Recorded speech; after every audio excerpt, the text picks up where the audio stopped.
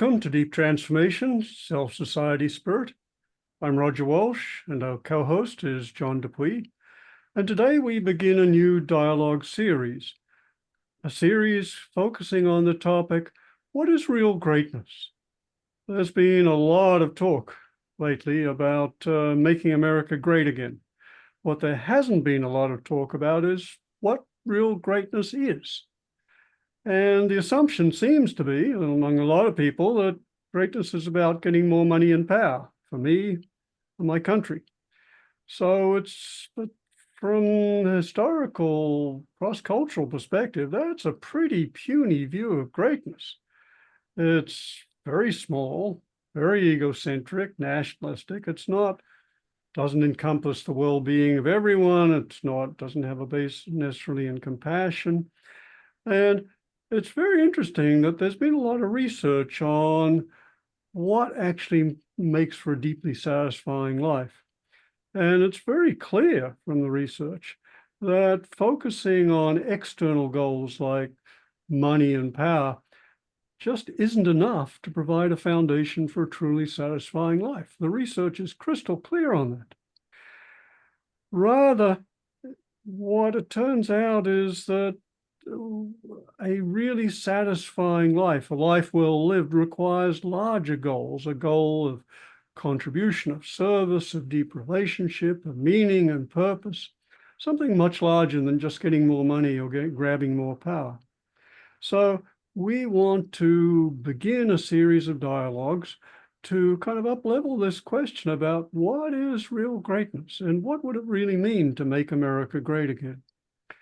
And so to do that, we'll be looking at we'll be dialoguing with some truly remarkable and great human beings.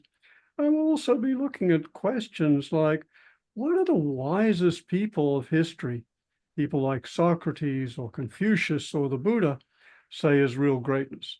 And what are the truly great saints like St. Francis or Pope Francis say is real greatness, both in individuals and in countries? And what do the great benefactors like Mother Teresa or Florence Nightingale say is real greatness? These are the kinds of questions we want to explore and the kinds of people we want to consult as we dive into this series on what is real greatness. And to begin the series, we have very fortunate to have with us a wonderful human being. I'd call him a great man, except I don't want to embarrass him. And that person is Jack Kornfield, perhaps the Western world's best-known meditation teacher, and possibly the Western world's best-known Buddhist teacher. He played a large role in introducing mindfulness into the West.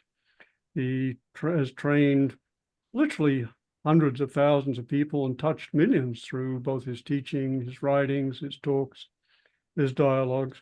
He's also a PhD clinical psychologist and author of many books. Off the top of my head, A Path with Heart, beautiful description of the spiritual path, a book on the wise heart, and a book, No Time Like the Present.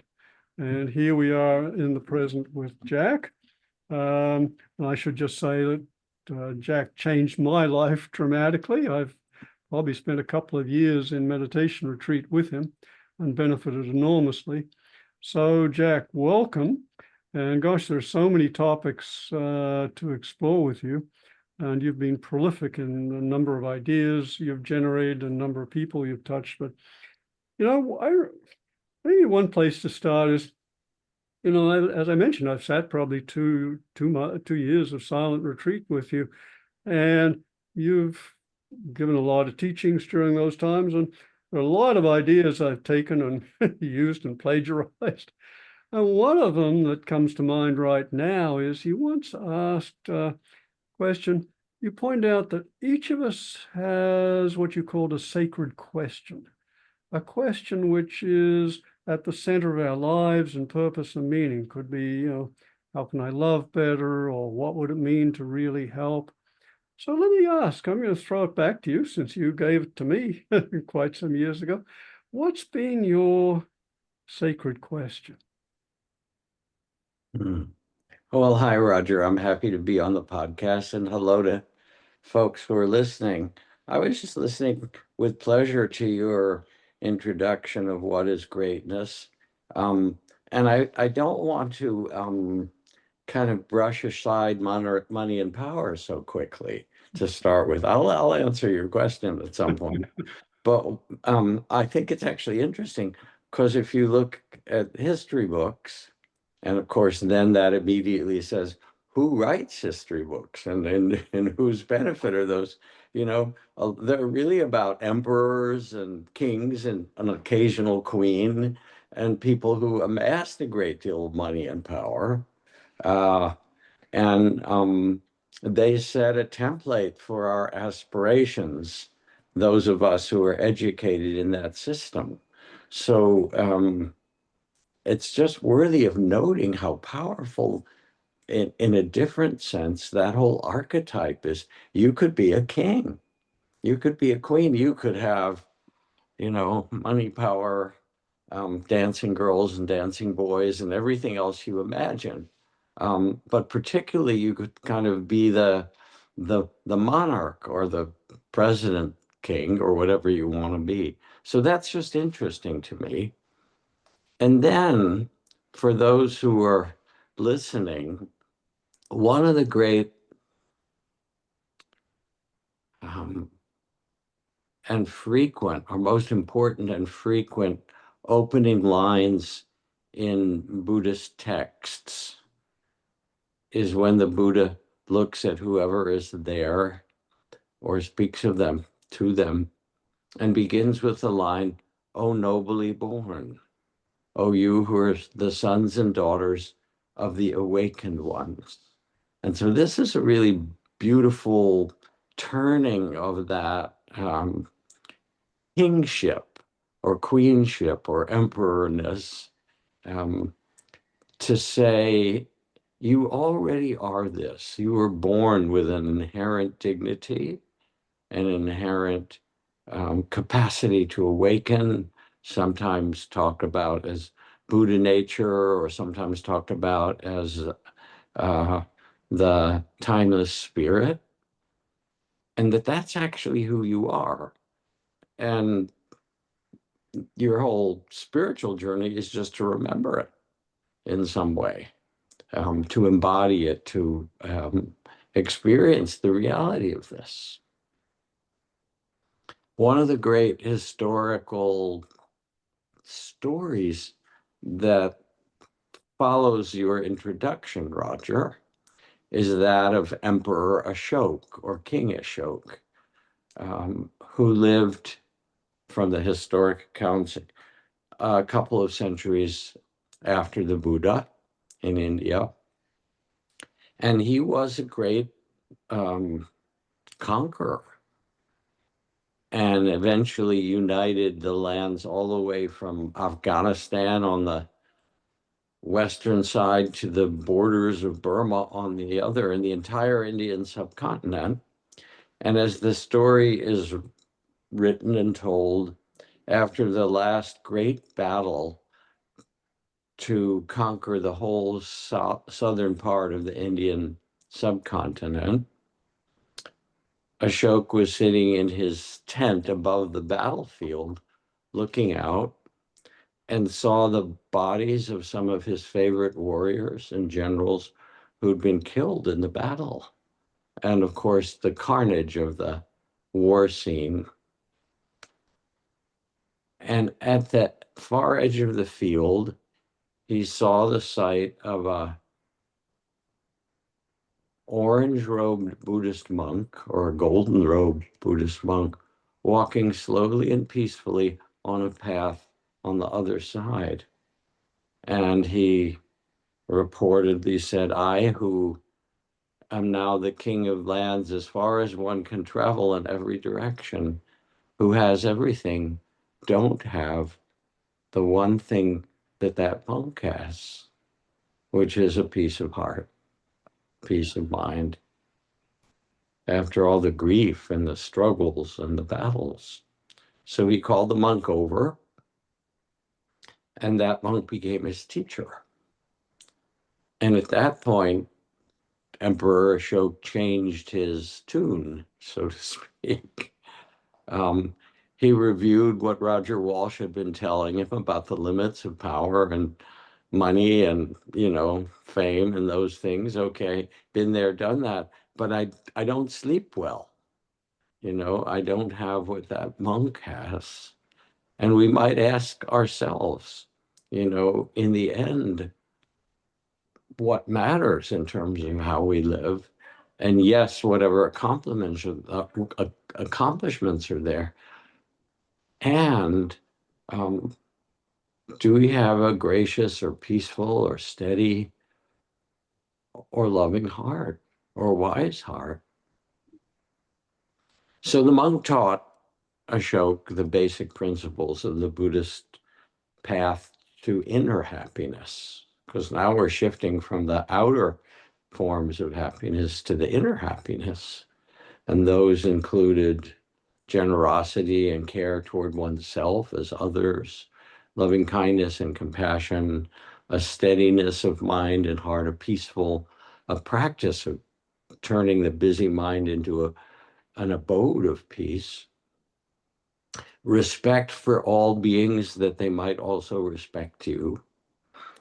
And taking these teachings, Ashok then transformed. And now in India, you can go to the far corners of the continent, literally 1,000 miles apart or thousands, and there will be these huge stone columns called Ashok pillars on which are written the edicts of Emperor Ashok, saying, benevolence to all who live in this land. I, Ashok, and then he calls himself blessed of the gods. What a beautiful phrase to call yourself that. And I don't think it was just because he conquered everything, but now I, who are blessed of the gods, um, command or um, tell you that in our lands, all human beings and all creatures will be treated respectfully, as I have been blessed. That included the animals at that time. That all the spiritual traditions, and India has this enormous cacophony of spiritual traditions, all talking to each other and vying with one another and so forth. It's a fabulous marketplace of the spiritual. All spiritual traditions should be honored. Um, Virtue and integrity, speaking the truth, acting on behalf of beings, should be practiced by all. We should live in harmony, and it goes on and on. So this is kind of the archetypal story in history. Um, and Ashoka reigned for decades after that time, that kind of demonstrates or shows us a picture of your introduction, Roger, of what it means to shift from outer greatness and power to the power of respect, integrity, compassion, generosity, and so forth. And beginning with that phrase, "oh, nobly born." One of the other things that's a compelling image from the Buddhist teachings is that a prince, given that the Buddha was born into a princely role in a kingdom, in the family, that a prince came to become ordained as a monk with the Buddha. He'd been listening and was inspired.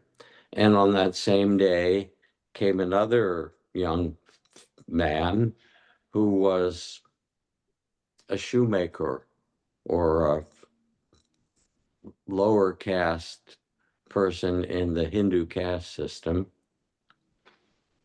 And the Buddha went through the ritual of ordaining them and bringing them into the monastic order.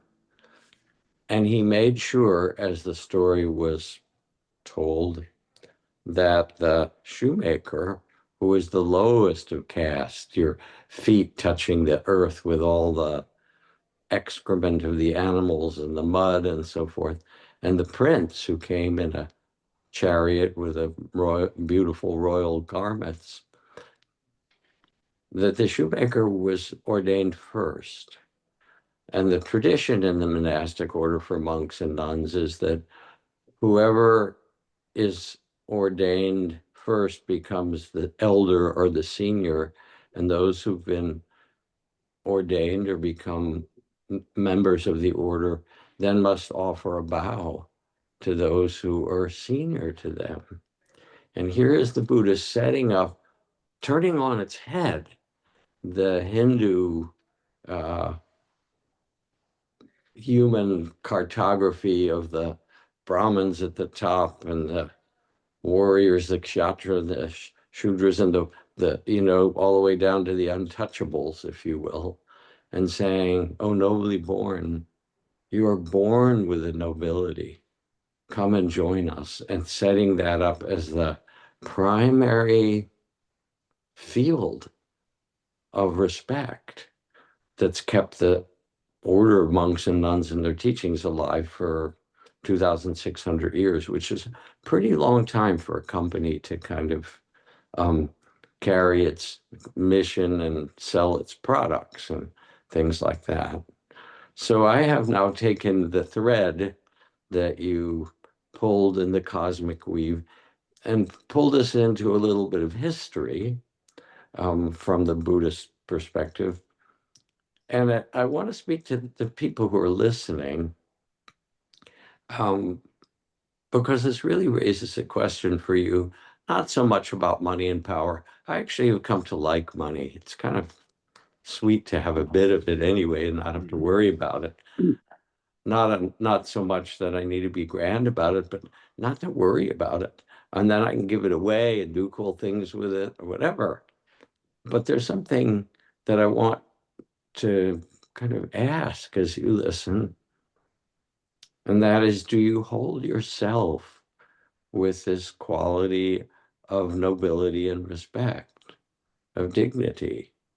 And I think of Nelson Mandela coming out of 27 years in Robben Island prison with such magnanimity and graciousness and depth of compassion for all around him, as if to say, they can put your body in prison, but no one can imprison your spirit. And here you are in your life, both the outer freedoms and the outer prisons that you may, or the conditions you live in. But underneath that, can you remember your own beauty and dignity? And then can you see it in others? And that's what transforms you and a society, is to remember in this way. So then, Roger, you asked about sacred question.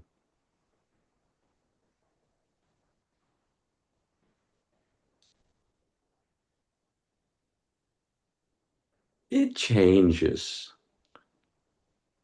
Honestly, it's very hard to fix a moment in my life and say, this is my great question. Who am I?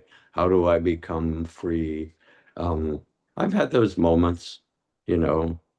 I mean, when I was much younger and practicing my spiritual first interest after also taking some fine psychedelics in the summer of love in Haight-Ashbury, I had a spiritual opening and was interested in that, but I was equally interested in getting girls to like me and, you know, having a fun time. And I'm not sure at that time, if you asked that my best intention, whether it was enlightenment or girls. They were vying in my consciousness for both. And I tell it because it's honest, and also because we have lots of motivations.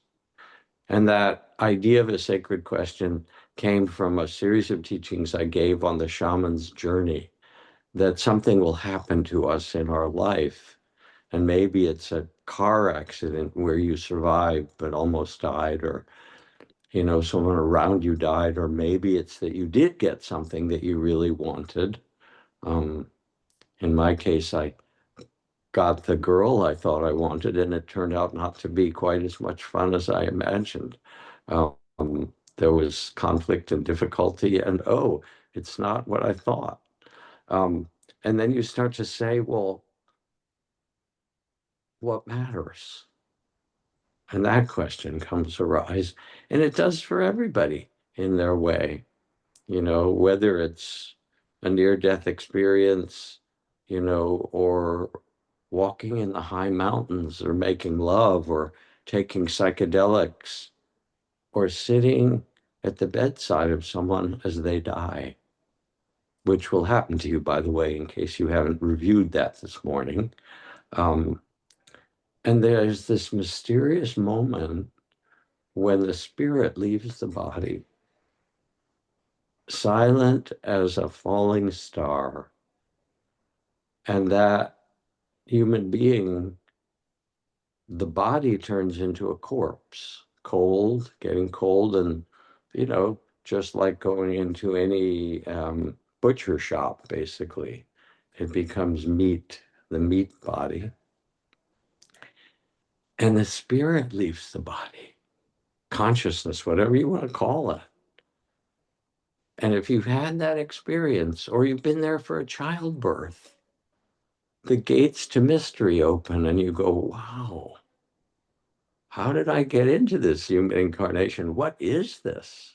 This is your Ashok moment, actually. And again, it can happen in all kinds of ways. You know, making love or taking LSD the first time, or being there when someone dies. And then the question arises in its own form for me, you know, what is this? How do I live knowing this? And more deeply, knowing that there's something sacred, something bigger than the advertising world offers us. And that becomes a kind of a calling. For me, it was also just, you want people to get personal on your podcast. Um, Once I had started to hear Eastern Buddhist teachings in college, Dartmouth College, from this professor, I'd had so much suffering in my childhood because my father was a brilliant scientist who taught in medical school and designed some of the first artificial hearts and lungs and worked in space medicine. But he was also mentally ill and violent and abusive. Um, and this wise teacher came and said, um, Dr. Wing-Tsit Chan came up from Harvard and talked about Lao Tzu and Confucius. And then he began to teach about the Buddha. And he said, the main thing the Buddha taught was there's suffering in life. Not that life is suffering, but that it has it. And my ears perked up. That was something I knew well. And then he taught a path to the release from suffering. And I leaned forward and I said, whoa, this is, I just come from organic chemistry. This is the chemistry I need. And I began to read and study. And then, of course, the psychedelic hippie zeitgeist turned me inside out in some way. It was, oh, you can really have these experiences. I want to go to a Buddhist monastery. And so I graduated and joined the Peace Corps and said to them, please send me to a Buddhist country, which they did. And I said, send me to a really remote area. Being an adventurer, as young men are, is there anything dangerous to do around here? Cool, show me. And I found this great teacher and a kind of at that time somewhat remote forest monastery of ascetic, intense, hard practice. And I thought, oh, perfect. So now I'm sort of dancing around your question, Roger. But, you did it too. You held the world high dive record, jumping off a bridge, I believe, in Australia, and flying through the air as if you were borne aloft like some kind of bird until you hit the water. Um, Yes, there was that. there was that moment. Water isn't quite so soft when you're moving at, a relatively high speed. And Jack, Roger being Roger, this is the first I've heard of that. So thank you for sharing that bit. You're very welcome. But is there anything interesting and dangerous to do around here? Um, Roger was looking for it in his own troubled way.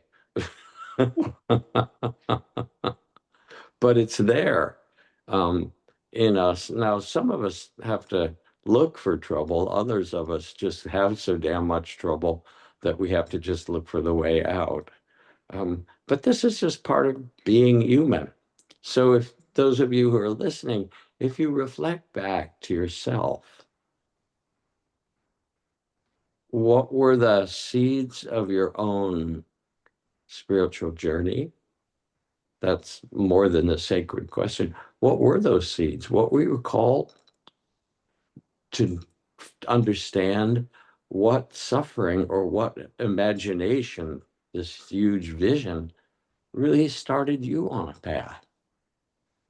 And then, of course, I do have to say this even now at the beginning, because we think there's a long path and then we'll get enlightened. And then after that, we can live with 401k and in enlightened retirement.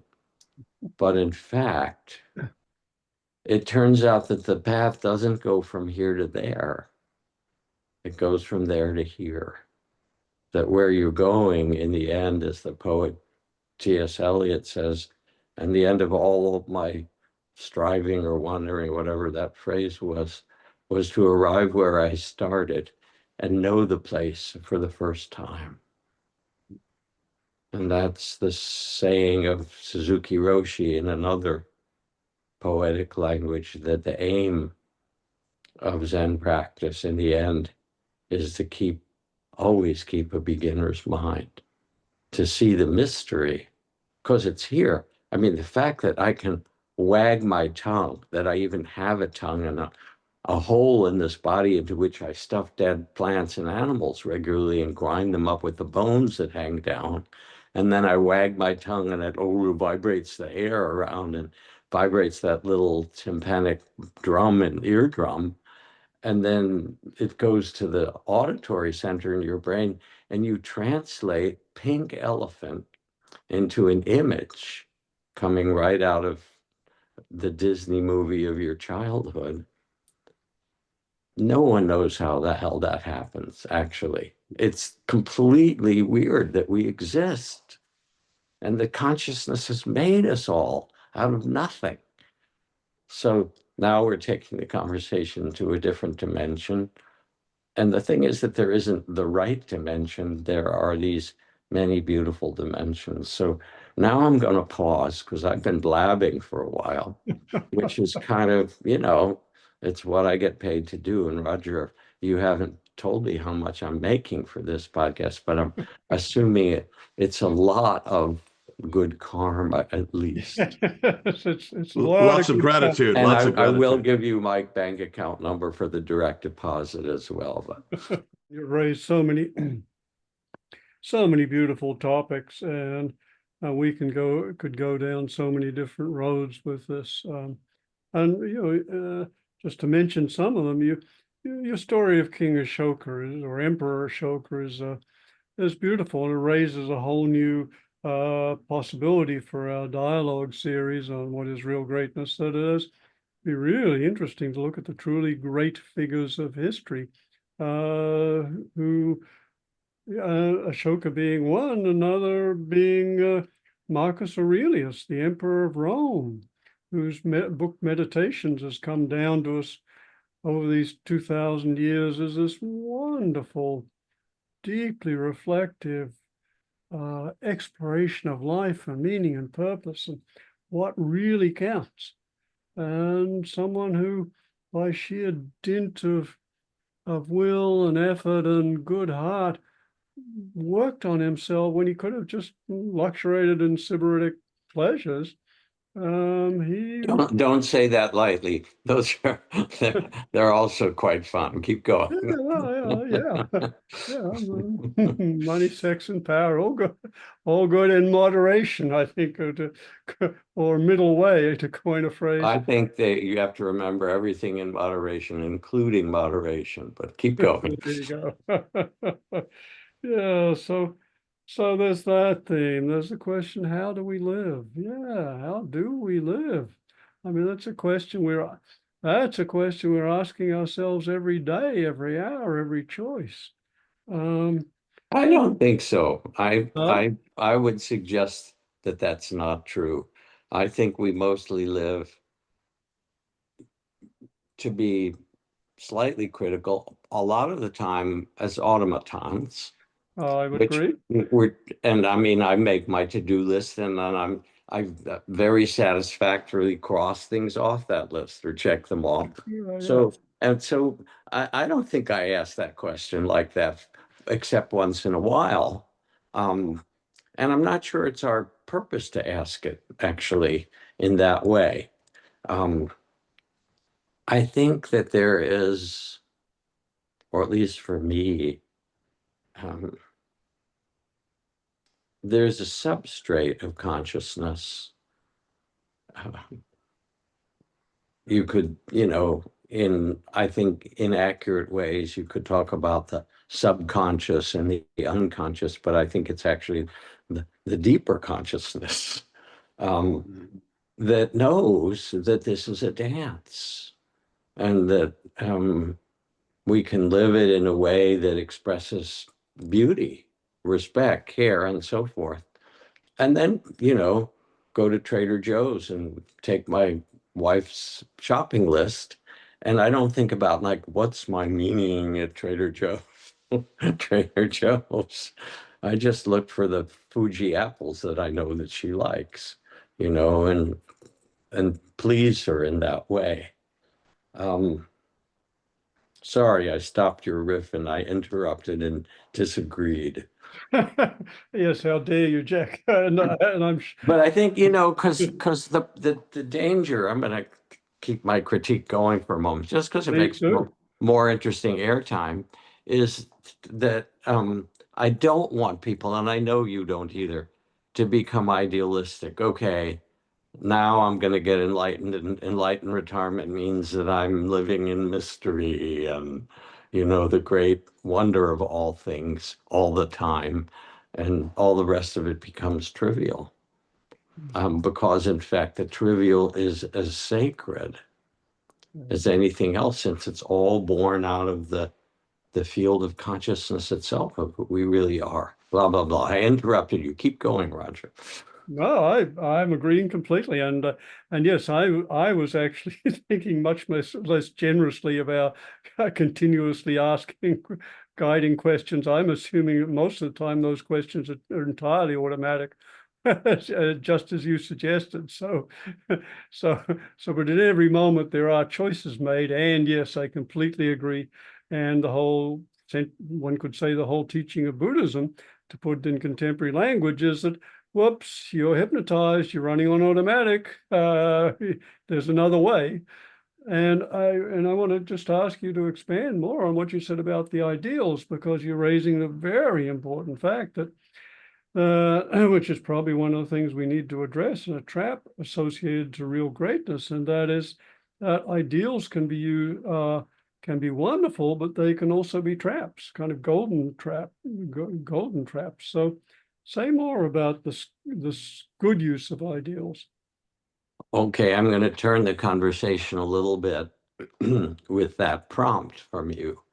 And in the Buddhist tradition, um, the highest of ideals, if you will, and also one of the most beautiful and common, is the ideal of the bodhisattva.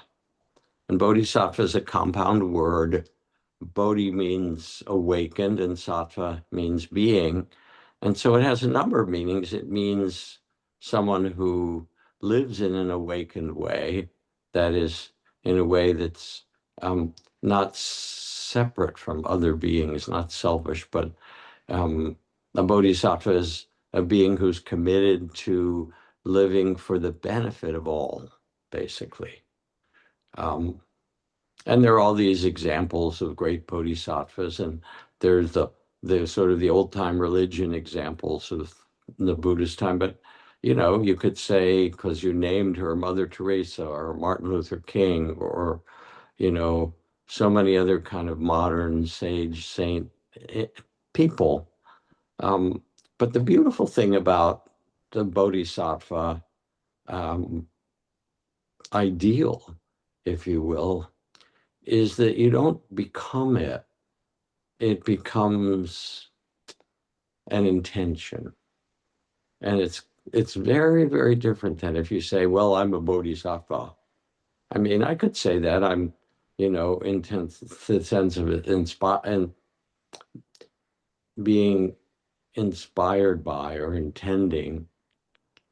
There are the bodhisattva vows that are taken. In Zen, there are 4 bodhisattva vows, and you sit at the beginning of your sitting in the Zendo, everyone sitting in upright, fine Zen posture, and then chanting, sentient beings are numberless. I vow to save them all, and it goes on with the other vows about mastering all the desires and things like that. But it's kind of a weird thing, actually, to chant, because if you think about saving all beings and you go home, turns out that your family doesn't want to be saved by you.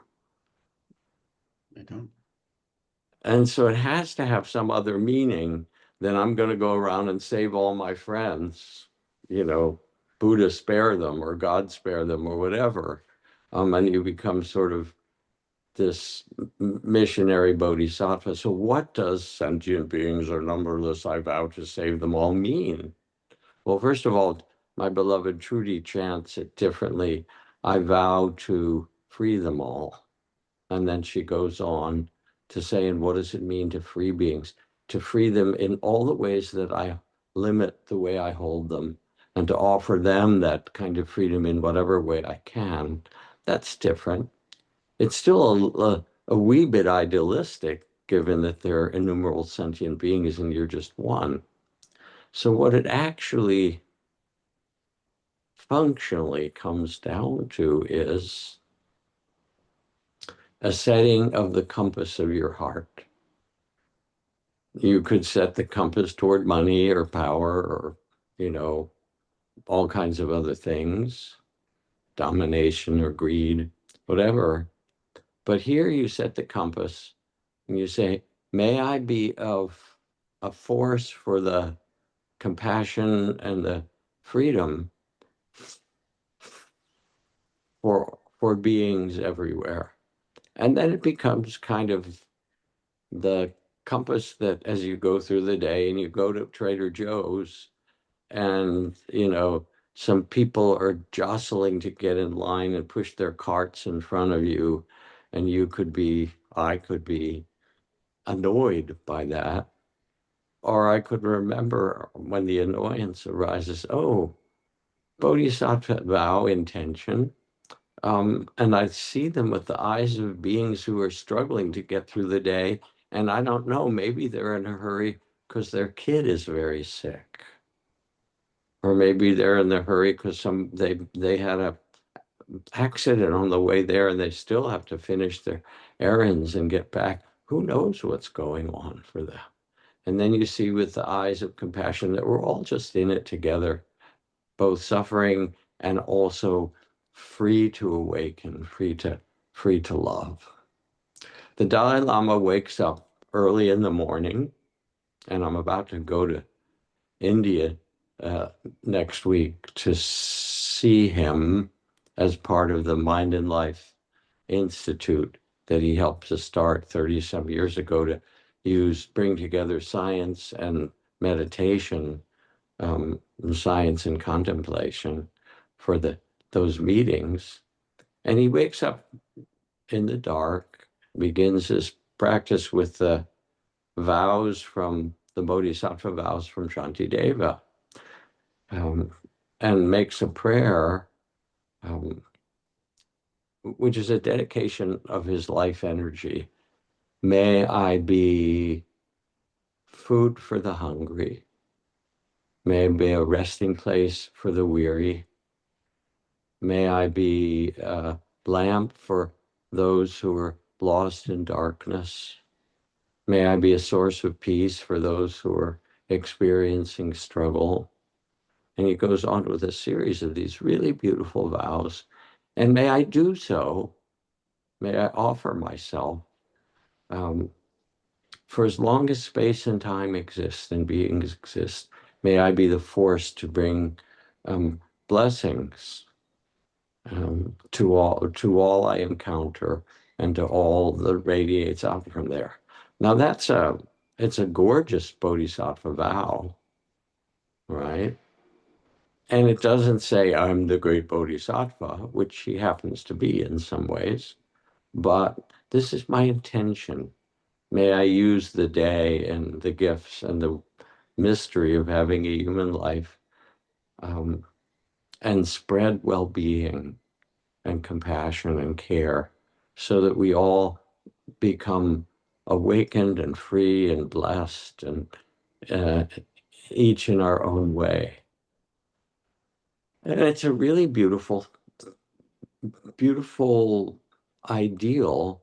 And wending our way back to your question of ideals are not something you become. They're really the archetypal image of possibility for us. In this case, the positive ideals that illuminate how we might live and how we might act. And the cool thing about Shanti Deva's vows is that they make you happy. It's not like you have to go do this, you lazy son of a whatever, get out there and save everybody or liberate them all. But when you get quiet and listen, it is the very offering, but it's sort of, you can't separate it, becoming that peace or generosity or love or compassion, and then shining it where you go, turns out to really make you happy. And there you are, there I am in line at Trader Joe's with somebody misbehaving in my mind, you know, and I could either go down the rabbit hole of judgment and people don't not kind anymore, whatever, or I could go to the place of the bodhisattva of compassion and bless everybody. So poet Diane Ackerman writes a modern bodhisattva vow. See if I can remember the beginning. In the name of daybreak and the eyelids of morning and the wayfaring moon and the night when it departs, I swear I will not dishonor my soul with hatred, but offer myself humbly as a guardian of nature, a healer of misery, a messenger of wonder, and an architect of peace. Mm-hmm. That's a modern translation of Shanti Devi, you could say. But then when I teach, I have people, especially when we meditated, and so the kind of cover of busy mind, um, they drop below that to a quieter place to tune into more of the mystery. And then I'll say, if you were to write your own bodhisattva vow, set the compass of your heart to the highest or most beautiful capacity, take a little time, reflect, and write it down. And it doesn't have to be a great poem. It could be simply, I vow to be kind. That'll get you really far, it turns out, or something simple. And then the next thing that I do is I have them write it down, right?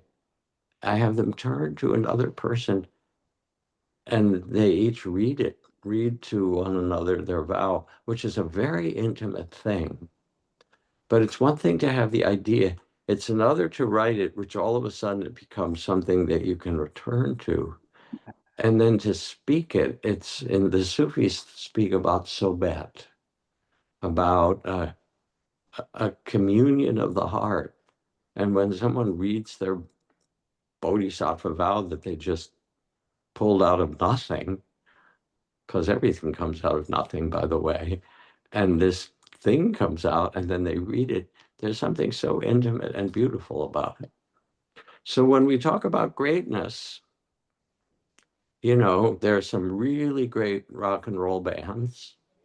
I was going to mention that actually. Yeah. Yes, right. I mean, there's the Grateful Dead who happen to be great as well as grateful. There are all kinds of forms of, there's artistic greatness and athletic greatness, and the Bodhisattva is the greatness in compassion, and the greatness in blessing.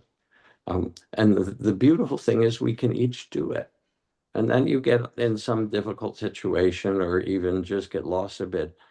All you have to do is take a breath and pause and say, now, what was that pesky little vow I took? Oh, yeah, I made that vow. And everything becomes clear. It doesn't take it really 30 seconds and you're back. And now the Dalai Lama in drag, right there. Nobody knows, but you remember. It seems that a lot of us, and there may be old souls that come into this body that have already been there and done that. They just grow up, you know, just are born enlightened or are in touch with the ground of being. But for many of us, there has to grow a divine or sacred dissatisfaction with what we're doing. And I heard a story. I don't know if that's true or not, but um, the Buddha said, if you're happy with your life and money and sex and being alive in the world and everything, don't talk to me. But if it's not working for you so much, then we have something to talk about. And I think it's the dissatisfaction of maybe the values we've been given, or we're trying to do it, or rebelling against it, that it's just not working for us anymore. And we begin to make that turn to live in a better way, something that will satisfy us, that'll make us happier. So I have to say, I really love your modern translation of the Buddha. I just think it's great. You say, listen, dude, is it working for you or not? You know, if it's working, you come back sometime later. Um, I'll amplify that because I appreciate what you say. A lot of people are drawn to find a deeper meaning because of their suffering. Mm. It's true. Um, there are some people, and you sort of started with where you say some unusual people are born maybe more enlightened. I would kind of turn it slightly and say some people come to the spiritual journey, if you will, because they've had some beautiful awakening. They've had something that touched them. They remembered something. They saw something. Um, and my beloved Trudy Goodman, wife and, you know, teaching partner and so forth, she was 21 years old and got married very young and got pregnant right away. And by dint of what was happening in that time, she was in hospital um, in labor, and she mostly was in there alone. A nurse would come visit once in a while. Her husband went out and whatever. She was there alone for some hours. And she said the only thing that she really had as a map, no one talked to her about what was going to happen, was like that plastic model of the uterus and the birth canal on the wall of the, you know, physician's office, the gynecologist's office.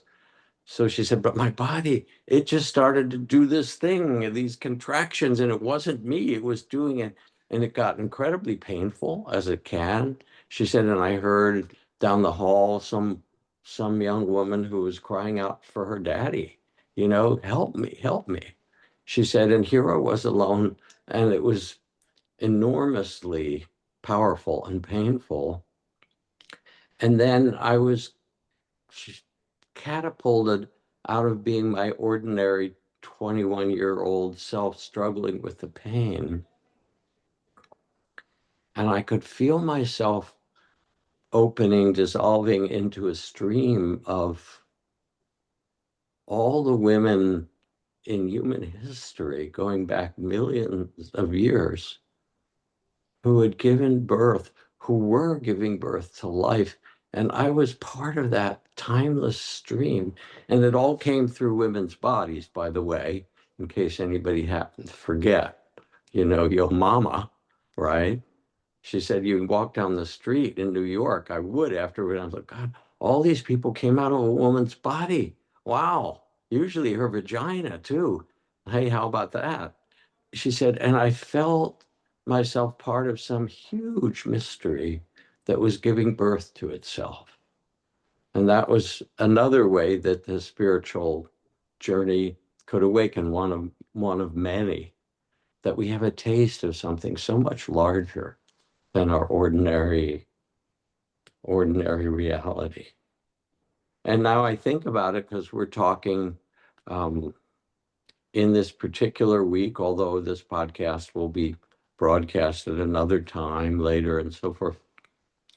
But we're talking when Jane Goodall just died at 91. And you could say she was a bodhisattva for interspecies respect. You know, she learned how to listen that was beyond, she had that beginner's mind. Let me actually learn. And then she taught generations how to listen across species. And my dear and beloved friend, Joanna Macy, another great elder, died just recently at age 96. And she was, like Jane, she was a powerful advocate for the well-being of all species. You know, she was an environmentalist and an activist and also a systems theorist and a fine meditation teacher and a Buddhist in all these ways. And I went to sit with her body after she died, and they turned the whole house into a kind of a temple. It's a sort of modest house in the flat part of Berkeley, and people were gathered outside. And before you even could go up the steps, which had a candle on every step, you were greeted in a kind of sacred way. Welcome to, you know, the field of Joanna Macy. And they said some beautiful things, and you got to the porch, and then they smudged you and did some other blessings, and then you went up the stairs, all lit by candles. And there was a guide there who said, here's the meditation room, and here's the room where people are telling Joanna stories, and here's a sacred prayer for her. And then when you're ready, you can go sit with her body.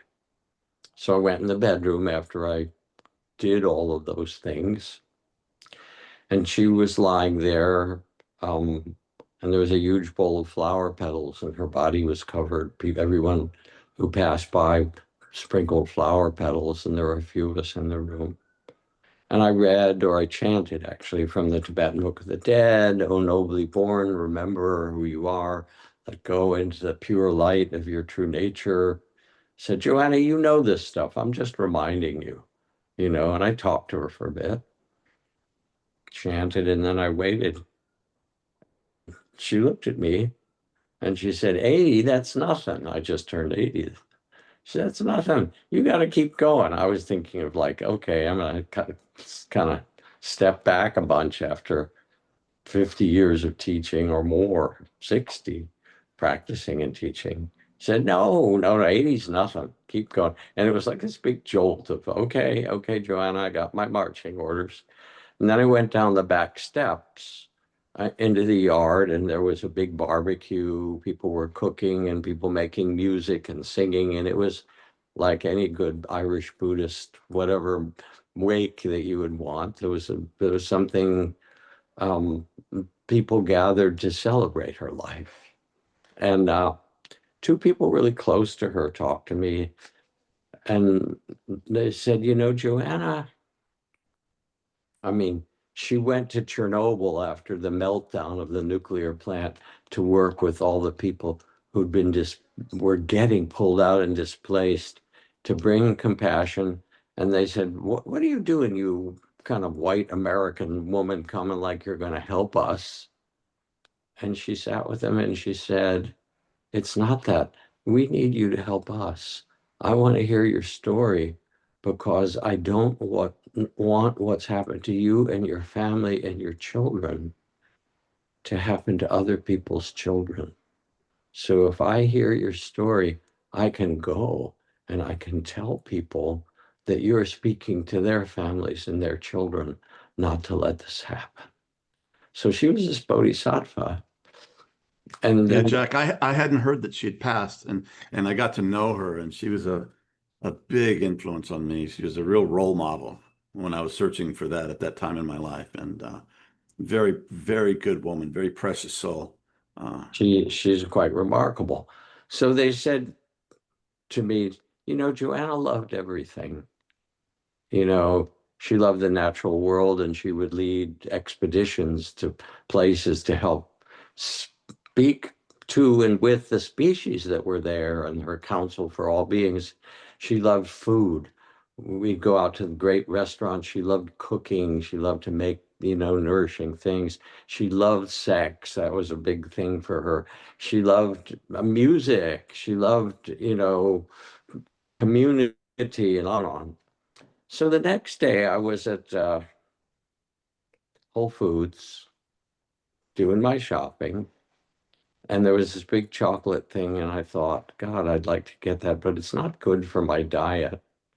And then I heard Joanna say, 80, buy the damn chocolate, you know, get it and enjoy it, right? Just go for it. And then a day or two later, I got asked, would I be on somebody's damn podcast or do some little retreat or something. And I thought, God, that's a kind of time I was going to just kick back a little. Joanna says, do it, get out there, keep going. And now I have Joanna as sort of my muse. Um, and it's great because it's like a living bodhisattva in Joanna's voice. Um, so yes, we can be lost in some way and forget. Um, but there are so many things that also can remind us. They remind us of our belonging to each other, that we're not separate from the rainforest, our breath. We interbreathe with the worms, right?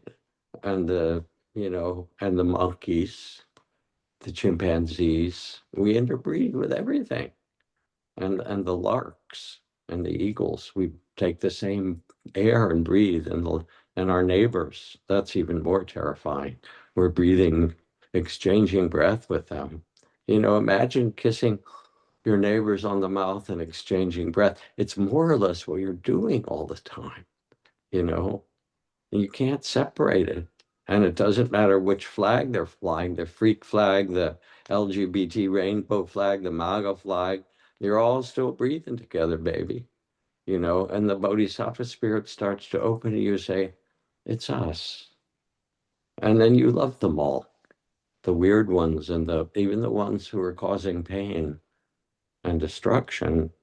Um, you hold them all in the great heart of compassion and say, yes, because those who are causing pain generally experience a lot of pain. Hurt people hurt other people. Frighten people, you know, um, can harm because they're scared, and we're wired that way. And then your heart opens to go, oh yeah, you too, all of them. How can you not love the lioness and the gazelle both? Without the gazelle, there'd be no lioness. Without the lioness, to cull the herds, I don't know what would happen to the gazelles, but they are somehow interconnected. They would starve to death. There would be too many, and they would just Yes. overgraze. And then they would die. It's all a wild, interconnected system. And you think you're separate. And you actually think you exist. That's a deeper level. First, you're not separate. That's just a fiction. Anybody with eyes to see realizes and every breath to take. But then you're not who you think you are.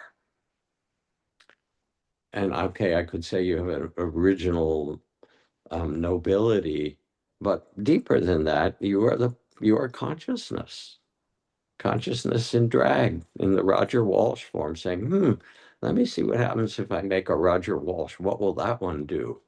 You know, and all coming from the source or the cosmic creativity that Stan Groff calls the creative principle.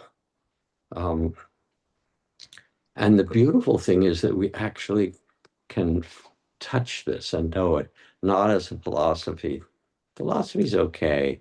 Gets kind of boring after about 10 or 20 philosophy books, right? Even good ones. But you can actually know this in deep meditation, in shamanic journeys, in psychedelics, in just deep intuition. And you know it, when you sit with someone who's dying, sometimes the gates between the worlds open and you go, wow, we're all just a play of consciousness. You'll find out when you die, you'll see, whoa, you float out of your body. That was quite an incarnation, wasn't it? And then usually they say you do a life review, but it's not judgmental. It's like, wow, in that incarnation, look at that. Amazing. And there's a sense of wonder and freedom. And that's just the beginning of the opening to the clear light. Yeah. Beautiful, Jack. Yeah, so much in what you've said. So, and thank you for the reframing of that of ideals in general and the bodhisattva vow. And actually, I have an allergy to even calling it a vow. I vow to save all sentient beings. When I first got into Tibetan Buddhism, I was in a retreat with a Tibetan teacher, and for a month, every sitting began with reciting the Bodhisattva vow. I vow to save all sentient beings. It's like I just mouthed the words. There's no way I can't save this sentient being. And finally, after a few weeks, I stood up and said, I just got married after 9 years, and took me 9 years before I was willing to serve one sentient being. He was not impressed in the least. But it's real. I have much more resonance with the idea of an aspiration. That it would be wonderful if I could serve and help everyone. That would be just beautiful. Well, But your existence does it. I mean, and if you live with a good heart, that's serving. I mean, yes, what you're saying is really important. The difference between the ideal and actually us as human beings. And then there's some, I have to say, so we've had a variety of teacher meetings from teachers around the world. And one of them, we were sitting with the Dalai Lama, who I just so love and admire. And we were talking about teaching about bodhisattva and said, but as teachers, we also have to take care of ourselves. And the beautiful thing about the bodhisattva vow, it doesn't really complete the circle if you're not including yourself. The compassion has to include yourself. Anyway, we're talking about the role of a teacher and how after a time we can get exhausted or burned out even, and we have to do our own retreat, and we have to maybe have some time off duty, to. And the Dalai Lama looked up and he said I'm going to do what I'm not supposed to do, but it's vaguely imitative. And he said, Bodhisattva off duty? Bodhisattva off duty? And it was like, he couldn't conceive of it. It was a really funny moment because for him, it's all the play of Bodhisattva. And I don't think it's like, oh, I'm a Bodhisattva all the time. It's just our existence is connected with all beings, and we lift them all up. And you don't have to take the damn vow. You just, you just live a bodhisattva life, something like that. Yeah, I was once in a retreat with the same the same teacher, and it was a retreat in which there were a lot of Vipassana, insight meditation teachers present, and the Tibetan teacher got all us Vipassana teachers together and wanted to quiz us about what we're doing, and so we went round this circle, said, "Well, I'm doing this, I teach here, blah blah." Came to Joseph Goldstein. Joseph said, "Well, I teach at the Insight Meditation Center, but I think I'm going to retire and take up this practice." And the teacher stopped and he said, "I've never known a teacher to retire." Off duty, off duty. I Yeah, thought that was really good because, like, what would you do that would be more fulfilling than share this? So that was a good teaching. yeah, yeah. But Jack, there's a theme I'd love to get into here with you. You've been beautifully talking about the bodhisattva, let's call it aspiration, the bodhisattva and the bodhisattva Yes. aspiration. One of the interesting things about Buddhism is that perhaps more than any other tradition, it has evolved. It's evolved through what are called the 3 or sometimes 4 turnings.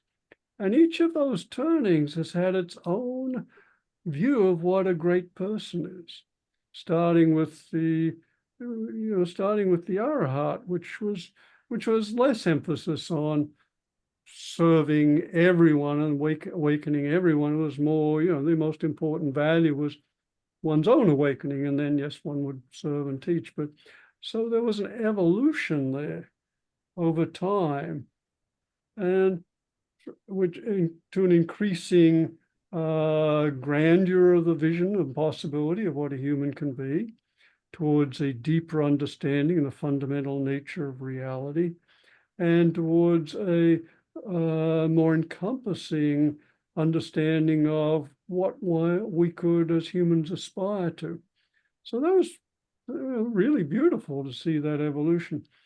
But then with the 3rd turning, the so-called Vajrayana, or the most exemplified in Tibetan Buddhism, there was the idea of the Siddha, the person who embodies the quality of the Arahat in that they aspire to awakening for themselves, and the Bodhisattva, that they aspire for the awakening of all, but also brought in an element of emphasizing what you've been talking to, the fundamental nature of fundamental nature being consciousness, and this being the play of consciousness. And so now there was this introduction of this perspective. One could play in this world, not reject it in any way, but just play in it and awaken and serve and awaken. And it seemed like a beautiful addition. Well, I'm listening to you, Roger, and you've been brainwashed a little bit. I'm sorry to say, because that's a historical perspective. The history books are written by the people who have their views about history and things like that. And each of those traditions would have a different story about what you're saying. So it's a nice story. In fact, as best as I can tell, having studied somewhat in each of those traditions, both living traditions and scholarly, is all of the things that evolved in these different cultures. And in Tibet, it was a combination of the Buddhist and some Hindu teachings and the traditional shamanic understandings that were woven into that culture. In Japan, Zen also met the martial arts traditions. And you feel that. So yes, there's those visionary things you're talking about, but there's also the cultural representations and everybody thinking, my Dharma is bigger than your Dharma, right? Anyway, That's a trap. Yep. yeah. So all of the developments are there from the very beginning. The Buddha himself was the bodhisattva.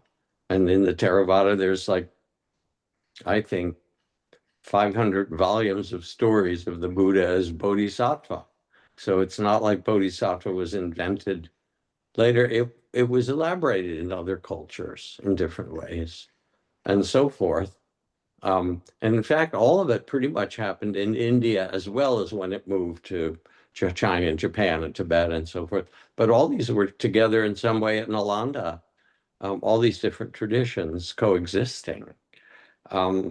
And here's a different way of thinking about it. Because I'm watching, the Buddhist tradition, the cultural container evolve in the West. And we have a sort of proto-Western Buddhism that's a little different than the other forms. And I'll talk about it, but let me speak to the core first, and then I'll come back to that. When you have a beautiful crystal, a clear glass or diamond crystal, and you shine white light through it,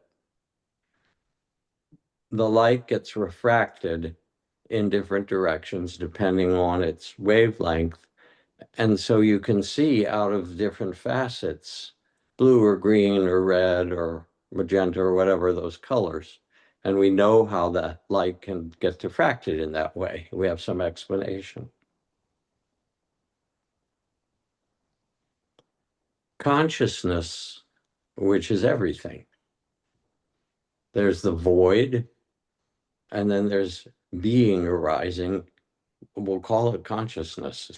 That's a word to use. It turns out when we think about enlightenment or awakening and so forth,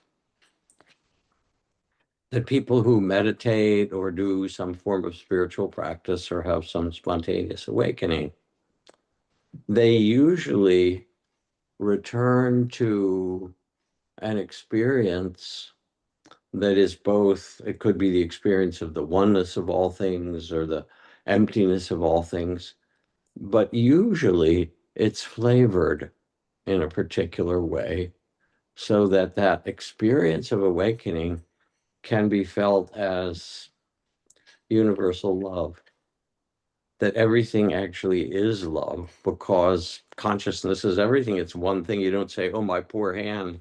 You love your hand. You don't have to say it to it. It's part of who you are. You love it because it's you. And you have that experience that everything is love. Or you have the experience of emptiness, that like a star at dawn, a flash of lightning in a summer cloud, an echo, a rainbow in a dream. These descriptions are both there in the Dhammapada and in the Diamond Sutra. And it is a dream, but you really experience it. I mean, what happened to 2024? It is gone. It's back with the pyramids and the dinosaurs. What happened to Y2K? Back into the void. What happened to yesterday? It's gone. Things come trooping out of emptiness, is Rumi's phrase. They do their dance in the eternal present on stage, and then they troop off. And you start to see that it is a dream. It's empty. It comes and nothing lasts. So that facet, there's love, there's emptiness. Then there's a facet of perfection. And you actually have the experience that everything is perfect, just as is, even with all the suffering and the horrors in the world alone with its unbearable beauty, it actually makes a perfection. And you see it from that. And so depending how you practice, and then what revelation comes to you, you can make a whole spiritual tradition out of it. My tradition says that the fundamental truth is love. Well, I've got a deeper understanding. The fundamental truth is emptiness. And then, no, the fundamental truth is the perfection. And then another one, no, it's freedom. It's the freedom to inhabit this world as a dance, as a a joyful, which you describe. And then people make their little spiritual houses out of that and so forth, as if that's really the last word. So that, you know, kind of brainwashing I described comes from one of many houses. They're all kind of touting their wares or whatever. Um, but it's also, in truth, it's just a play of consciousness in its different flavors. And enlightenment then has these flavors for people, and there isn't one better than another. They're all the awakening to the way that consciousness itself can differentiate the play in the universe. And again, I'm not trying to sell this as a philosophy. Um, this is the experience of mystics and sages and shamans and lamas and swamis and mamas, you know. Um, it's actually available to us as a human experience to know this. Yeah, and you're doing something very important, Jack, which is you're emphasizing that there is not one realization, as is so often assumed, but there are multiple realizations, multiple possibilities, and that the range of possible openings, awakenings, experiences, enlightenments is multiple. And as you say, people, most of the great traditions are founded on a particular version of awakening, which has been idolized, set up as, in many cases, not necessarily by the mystics themselves, by the realizers themselves, as the great truth. And one of the beauties of our time is that there are people like you, and we've been extraordinarily privileged to have a series of dialogues with Hamid Ali, A.H. Almas, who has just beautifully laid out a map of the varieties of awakenings that are possible for human beings, and not said one is greater, or let alone the only truth, but rather these are possibilities. And what a gift to be able to open to. So thank you very much. So for me, the channel and the um, inspiration is more than anything one of love. Mm. When I had the privilege of spending quite a bit of time with our dear friend Ram Dass in the last decades of his life. And after his major stroke 20 years ago, he was in a wheelchair, couldn't move half of his body, a lot of pain. He just became more and more loving. At the end, he said, I love everything. I love the clouds going by and the people who visit.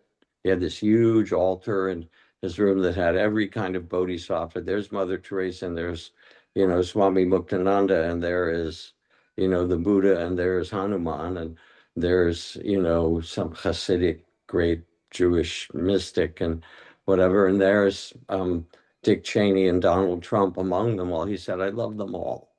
And he said, and I love the dirty carpet on the floor too, equally, because it's all sacred, you know. And when we were at the memorial for Ram Dass, his close friend and the great kirtan singer Krishna Das um, was speaking about Ram Dass because he'd met him very early, I think in the late 60s, and went to see Ram Dass's guru, Neem Karoli Babak, became his guru. And he said, when Ram Dass came back to the US to teach, his guru sent him back to teach. He was there in his white robes with his beads in his beard and Baba Ram Dass, and he'd written Be Here Now, which was a really important seminal work of that era. And Krishna Das said in the memorial, he said, Ram Dass became the person we thought he was when we first met him. And I thought it was actually a very moving tribute, speaking about ideals and so forth. And what I learned being with him was yet another level of loving everything. I mean, just being in that kind of loving presence. And he would look at people in India, they call it the glance of mercy. When you go to see some great sage or guru and she looks you in the eye and she looks right through you. She says, all your history, the messiness, all the good and bad of your life, and loves you completely, just as you are. And it rewires your DNA somehow. I am lovable. We're in this. So when I practice these days, and I'm walking down the street, or I'm going into an office to meet people, or I'm being part of some community that I might work in or something. My practice is to love people. And then if there's some difficulty that happens, should such a thing happen, or I myself get lost or kind of into what I'm doing or something, I take a pause, or I see the people that are in difficulty or struggling, and I picture them all as in kindergarten as 5-year-olds, and they all have their character like me. We're all such characters, but there is an original innocence that was born into every one of them. And you can see it, you know, and you can see that little girl, that little boy, and you go, oh yeah, that's really who's in there. Right. They grew up and they doing this or that, and they may be doing something bad. But underneath it, I let myself see who they are, who they were originally, pure, and innocent and beautiful. And that becomes a lot of my practice these days. And it's, of course, one of those lenses. There could be the lens of emptiness. It's all a dream, or a perfection, or a compassion, another lens, really to not avert my gaze, but to be willing to turn toward the suffering and hold it in the great art of compassion. And we each sort of find the practices that help open our hearts. I mean, some people would say open their minds, but the word in Sanskrit is the same word, it turns out. Your heart mind. Yeah. And Jack, one of the ways you've been opening your heart mind is by teaching an organization I really hadn't heard much about until you mentioned it. That's the Oslo Freedom Forum, whose motto is challenging power, and really seems to bring together some remarkable human beings, Nobel Peace Prize winners, prisoners of consciousness, many more. Love to hear you talk about that and any observations, reflections. Yeah. So I'd love to talk about it, and I thank you for bringing it up. And you, by accident, made a little malaprop or something, but I want to point it out just because there's something cool about it. You said prisoners of consciousness. Okay, and you meant to say prisoners of conscience. And I know deeply your bodhisattva nature, because I remember 40, 50 years ago when you were going around giving, among other things, lecturing about the dangers of the nuclear weapons that are being developed around the world and how insanely powerful and destructive they are.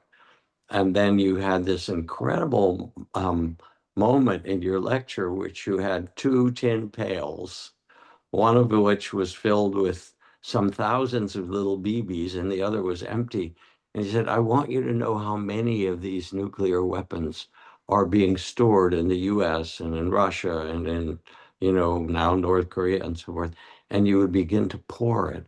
And there'd be this loud sound of these little metal BBs by the hundreds and thousands pouring into one bucket. So I really respect you as a bodhisattva activist or something, even if you don't, better you don't call yourself that. But anyway, but I love the phrase prisoners of consciousness as well, because that's most of us, right? Anyway, the Oslo Freedom Forum, Trudy and I were invited to go there, and it takes place in the same venue, excuse me, in the same venue. It takes place in the same venue that the Nobel Peace Prize is given. But instead of one person being lauded with that honor, they bring together 40 or 50 people, all of whom would be eligible. And many of whom, as you noted, have been imprisoned or tortured, a lot of them in places standing up for justice or standing up for the downtrodden, you know, working in Venezuela against the dictatorship, supporting the Rohingya who were thrown out of Burma in terrible ways, working in Sudan for the women who, been raped or tortured, across the world. Amazing, amazing people. And getting them together does two things. First, they support each other. So you're not alone in this very, very difficult work. And also, it raises the public visibility, goes out on all kinds of news channels. This is who's doing what. So we were invited to go there because these activists know how to do outer compassion, but they don't include themselves in the circle of compassion, and they burn out. They lose their way. And I'm thinking of one person who I admire tremendously, who we started to work with. And she's one of the most celebrated environmental activists in Latin America. And in her 20s as a student, she organized 1 million students to march from the capital of one of these countries to protest the burning of the rainforests, and to try to change the national policy to not burn and cut it down to grow cattle for the Chinese market, but to preserve it. What happened to her is that every time a big new area of the rainforest would begin to burn, immediately she would get sick. And I remember saying to her, the fire belongs out there in the forest. It doesn't belong in your body.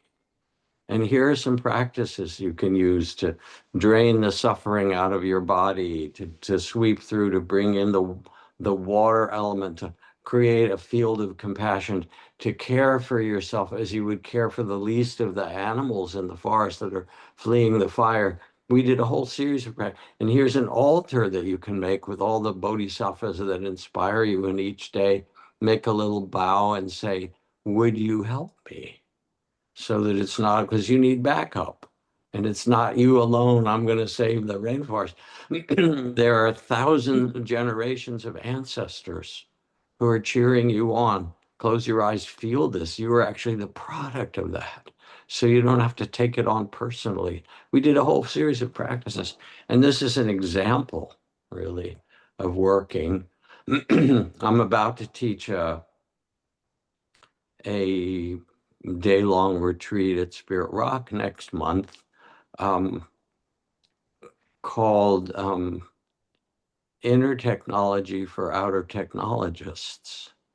Mm-hmm. And it's bringing together leaders in the Silicon Valley area, especially of AI development and media development and all the other kinds of things that technology is doing, robotic development. And just like the Oslo Freedom Forum, which I invite anyone who's listening to look up, to join. You can actually watch the main gathering, which happens every year at the very beginning of June, and learn so much.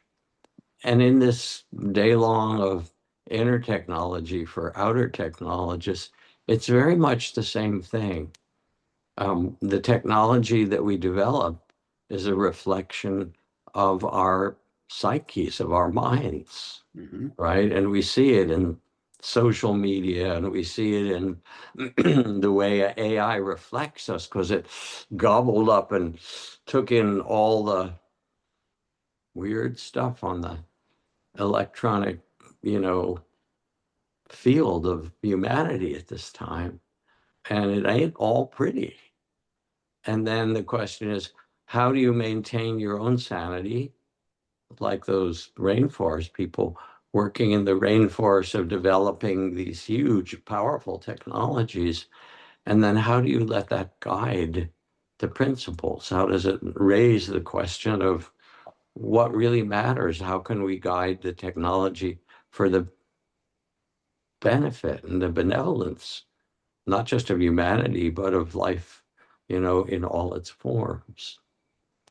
So, in a way, we're talking about the bodhisattva again. How do you embody the bodhisattva who wants all beings to thrive? The bodhisattva of compassion, all beings to be relieved from suffering and find a joy and graciousness. And it's a really weird thing, because people somehow mix up spiritual practice with grim duty. I go to the gym, I do therapy, I have a really good diet, and I make myself meditate, right? And it's not that. It's actually joyful. The point of it is human happiness and inner freedom that then gets expressed in, your activism for the climate, or in your, but you want to have joy in it. If you go to a refugee camp, they don't want you coming in depressed. They have enough of that. They want somebody who has the beauty of the sacred, and love. And there's that wonderful book by the Dalai Lama and Archbishop Tutu called The Book of Joy. They've both suffered immensely. Tutu in the middle of apartheid and people getting killed in horrible ways, and his whole movement, people thrown in prison and tortured. And the Dalai Lama, who lost his country on his watch, and the temples have been torn down, the sacred scriptures burned, people imprisoned. He said, they've taken so much. Why should I let them take my happiness, my joy? And so it turns out, as Andre Gide says, that joy becomes a moral obligation in this world for us, to actually live in joy amidst the difficulties, and say, the human heart is bigger than that. The human heart is big enough to love amidst all of this, to bring sweetness and joy even among those who are suffering, and to show that there's another way of being. And we know this. I go back to Ram Dass sitting in his wheelchair with a lot of illness at different times, infections and things that happen when you've had such a major stroke, and often in pain. And a friend was walking next to his wheelchair as Ram Dass was moving, and said, Ram Dass, are you in pain? And he said, yeah. And he said, how is that? And Ram Dass looked up and he said, I love my pain. And that was like a remarkable thing to say. I love everything. I love this. I love this sacred world. Beautiful. That's quite a test, to love one's pain and to love those who cause pain too. It's Yes. Yes. very beautiful. Jack, being with these amazing people, what stands out?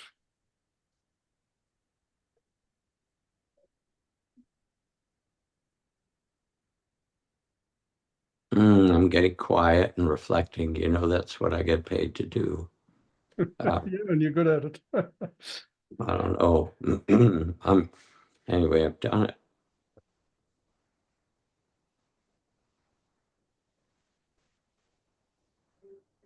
They're good hearts.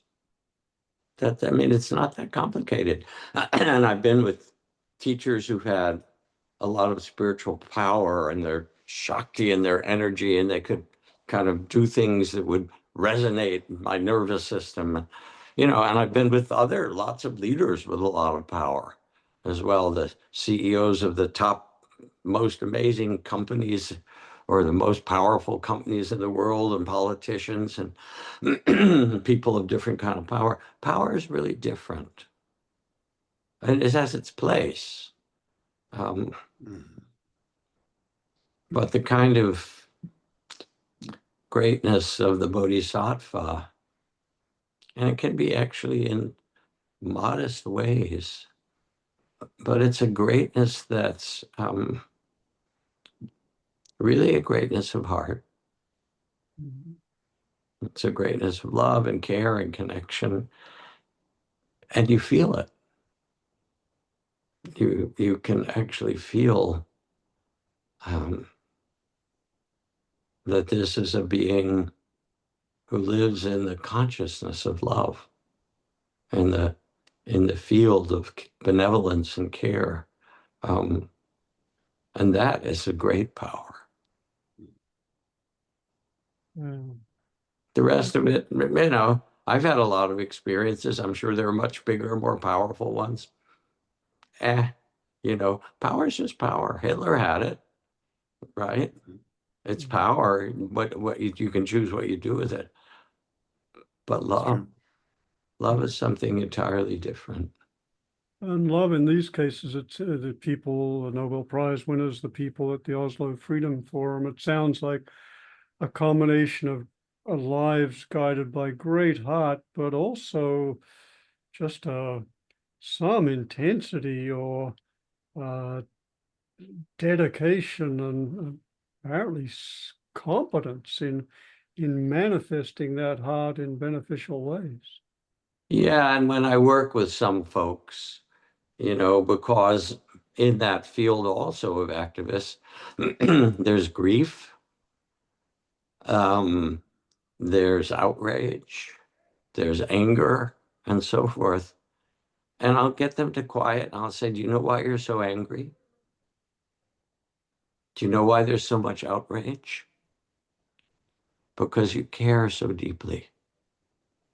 And now tune into that care. And all of a sudden, the power that seems to be there in the anger or the outrage goes to a deeper chord, a deeper channel. You do this because you care. Mm. And that's the bodhisattva. And it changes how they work and how they treat themselves. And it's not a loss of power, it's actually the deep power. Mm. Yeah, beautiful. And particularly needed at this time, as you have said, we're holding hospice for the world, as you said in some very beautiful and touching ways, that we're sitting at the bedside of a dying world, and these qualities are needed. Well, I'm not sure the world is dying. It's just the human constructed part of it. I Yeah. think the world is totally fine, baby. I mean, I forget which movie I was watching, but there was a great video I saw um, of New York City when all the humans were disappeared out. Maybe it was a faux rapture or something like that, but they were gone, those human beings.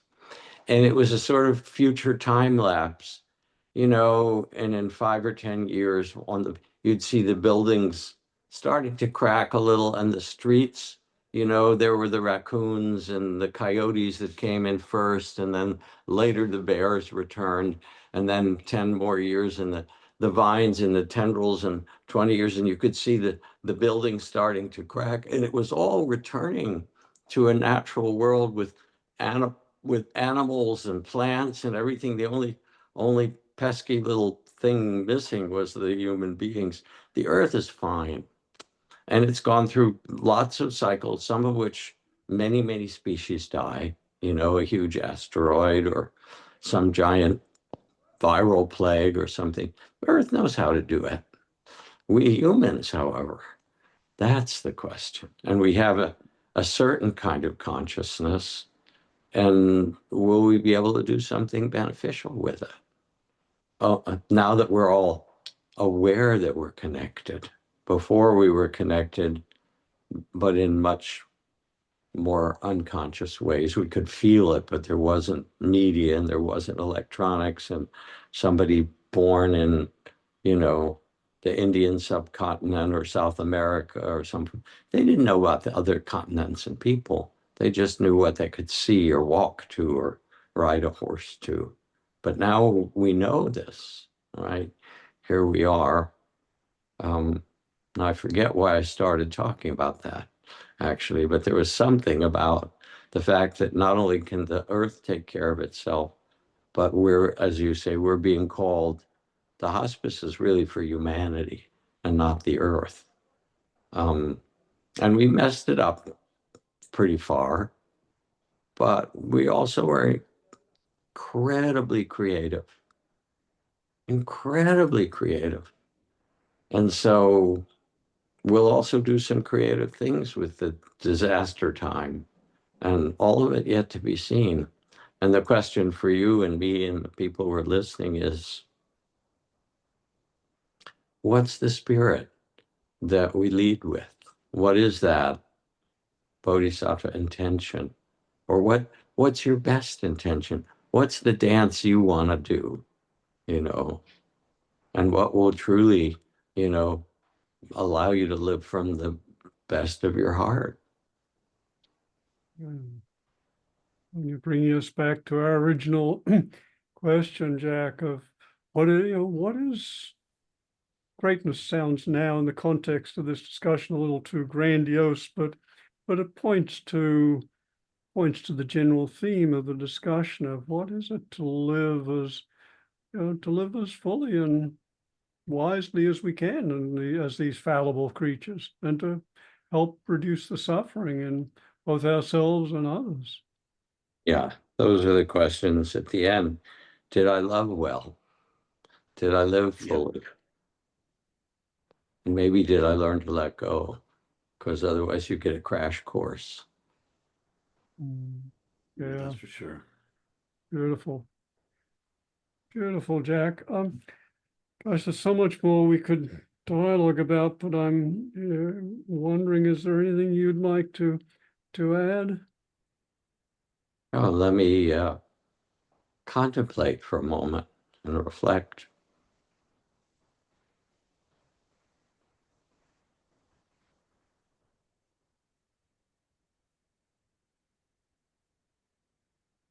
My friend Malidoma Somé, who was a West African shaman and medicine man, who had a couple of PhDs from the Sorbonne and I think Michigan, whatever, he said that every child that was born among the Dagara people, his people, in Burkina,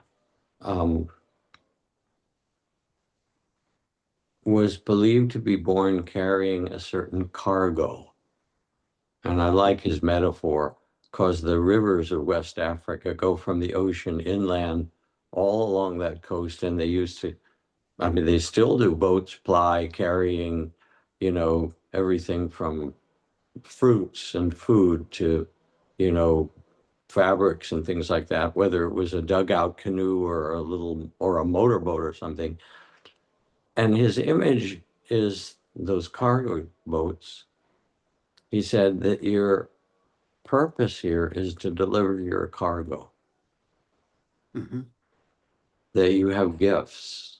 Yes. And in this time, people are sort of stymied. Wow, what do we do? Where U.S. is shifting toward a autocracy, dictatorship, something like that, and the climate change. And then what about AI, which is going to change everything in ways we can't imagine? you need to get quiet and kind of listen for your particular gifts. What is it that you have to deliver? And sometimes it will be a smile in a really tough circumstance for humans. Sometimes it'll be politically organizing or being out on the street. Sometimes it might be writing, and sometimes it might be making music, or raising a beautiful child and making a healthy garden for everybody that walks by to see. Yeah, listen, what is the cargo you have? Because there's something beautiful you have to deliver, and it doesn't have to be grandiose. No. It's who you are. Yeah, and if you don't give your gifts, that can cause great unhappiness. Yes. It's like ungiven, it just kind of sits there and rots in your heart. And it has to be, there has to be that giving. Yes. Yeah. Yeah. And there's that beautiful line from the Gospel of Thomas, which I'm sure you know better than I do, John, but for the saying of Jesus, if you let's see, if you give what is within you will save you. If you do not give, if you bring forth what is within you will save you. If you do not bring forth what is within you will kill you. That's a very, very powerful statement. Right. Yeah. Yeah. Well, human beings, it's tough. My Zen teacher, Sung San Sansanim, used to say, "Oh, human beings, number one bad animal." That's for sure. And that's true. That's us too. We have Yeah. been that. We are immensely destructive and immensely creative. And so what do you want to bring to the game? Yeah. It's a beautiful question.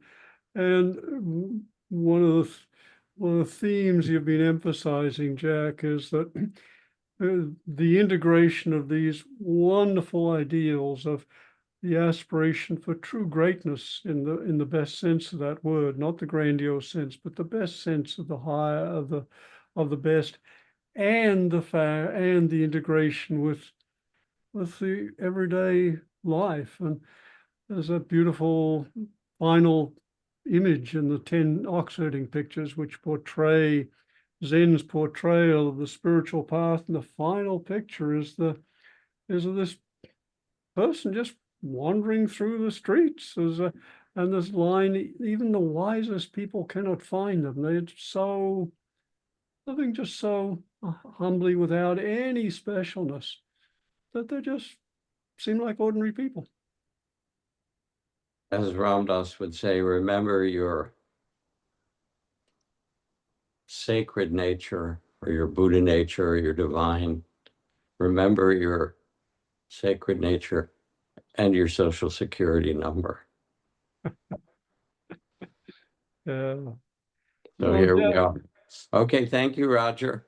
well, thank you so much, Jack. This has been beautiful, and I want to doubly thank you first for just the sheer joy of dialoguing with you and having this conversation, having you share so beautifully from the heart about profound and wonderfully ordinary questions, and also for initiating our series on what is real greatness at a time when Make America Great Again is being used in some not so skillful ways.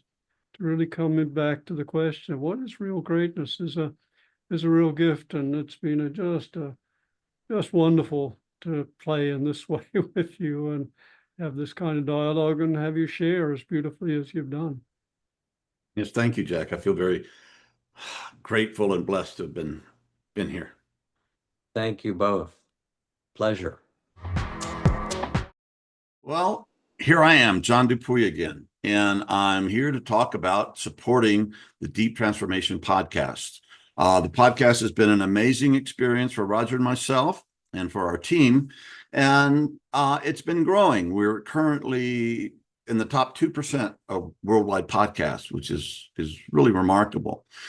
We think it's very important. We think deep transformation is the only way to go, because if we don't, we're in serious trouble. And we're so grateful for the amazing presences and spirit and soul and people who've been on our podcast.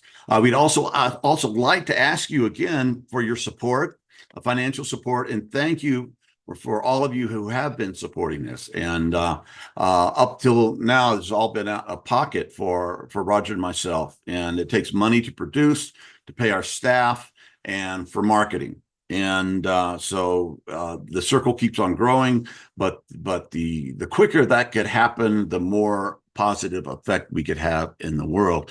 And that's what we're here to do. And I was thinking before this, upstairs in my meditation room, I have the famous 10 Zen ox herding pictures up there. And the final one, after you guys go through all this journey, is going back into the marketplace with open hands and open heart. And so that's what we're trying: open hands, open heart, open mind, so that we can do what? We can transform effectively and deeply and listen to some of the greatest minds on our planet as to how to do that. So thank you for your support. We love you and you matter. God bless.